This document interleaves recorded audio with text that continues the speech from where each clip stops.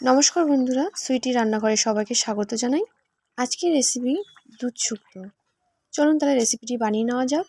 শুক্তো recipe বানানোর জন্য কেটে নেব আলু, বেগুন, উস্তে, কাঁচা কলা, সজনে ডাঁটা, পেঁপে, রাঙা আলু। শুক্তোর মধ্যে বড়ি দিলে খেতে দারুণ টেস্টি হয়। আমার কাছে না থাকার কারণে আমি এটাকে বাদ দিলাম, আপনারা চাইলে দিয়ে দেবেন। ঘরোয়াভাবে কী করে দুধ শুক্তো বানাই সেটাই আপনাদের সাথে শেয়ার করছি। যদি ভালো লেগে থাকে লাইক, শেয়ার, সাবস্ক্রাইব করবেন। শুক্তোর মধ্যে দেওয়ার জন্য একটি মশলা তৈরি করব। তার জন্য দেব 5 ফোড়ন। 5 ফোড়ন ভালো করে ভেজে নিয়ে শিলে ভালো করে গুঁড়ো করে নেব। কড়াইতে সর্ষের তেল দিয়ে সর্ষের তেল গরম হলে উস্তেগুলি ভেজে নেব।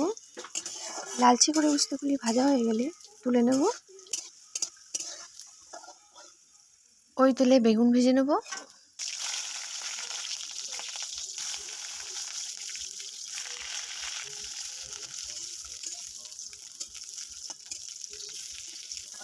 বেগুনগুলি ভালো করে ভাজা হয়ে গেছে, তুলে নেব।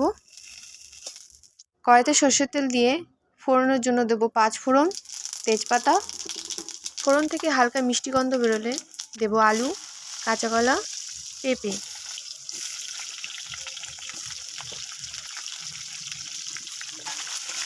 ভালো করে মিশিয়ে নেব।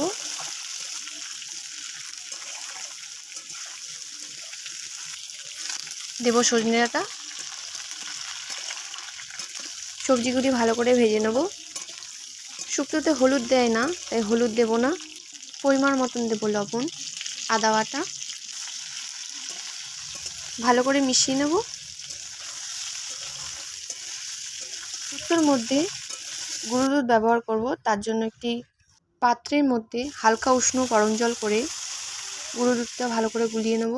সবজির মধ্যে দুধ, পরিমাণ মতন জল দেব, দিয়ে ভালো করে মিশিয়ে নেব। ঝোল ভালো করে ফুটে উঠলে ভেজে রাখা উস্তে, বেগুন দিয়ে দেব। লবণ ও চিনি আপনাদের স্বাদ মতন দেবেন। মেথি বেটে নেব, পরিমাণ মতন দেব মেথি বাটা।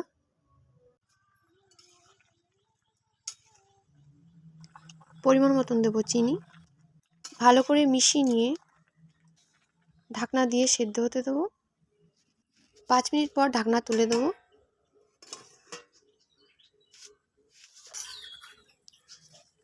পাঁচফোড়ন গুঁড়ো করে রেখেছিলাম, 5 ফোড়ন গুঁড়ো দিয়ে দেবো। দেব ঘি 2 চামচ। ভালো করে মিশিয়ে নেব। এরকম নতুন নতুন ভিডিও পেতে আমার চ্যানেলটি সাবস্ক্রাইব করবেন, আমার পাশে থাকবেন। শুক্তো বাঙালিদের একটি পছন্দের রেসিপি। এইভাবে বানালে খেতেও দারুণ টেস্টি হয়। ভিডিওটি ভালো লাগলে লাইক, শেয়ার, সাবস্ক্রাইব করবেন।